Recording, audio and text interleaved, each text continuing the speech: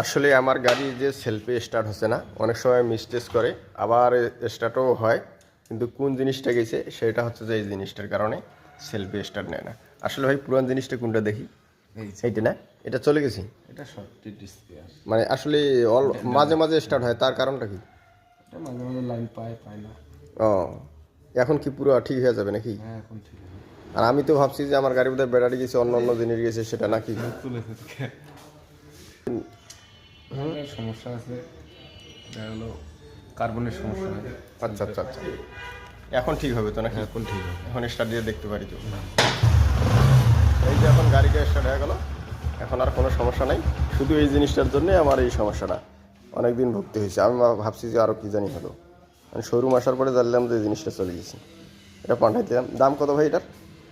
ওর দাম কত? 1185 টাকা না? এটা আসলে অরিজিনালটা, একবারে আমি শোরুম থেকে নিছি। এটা শোরুমে সার্ভিসিং করতেছি।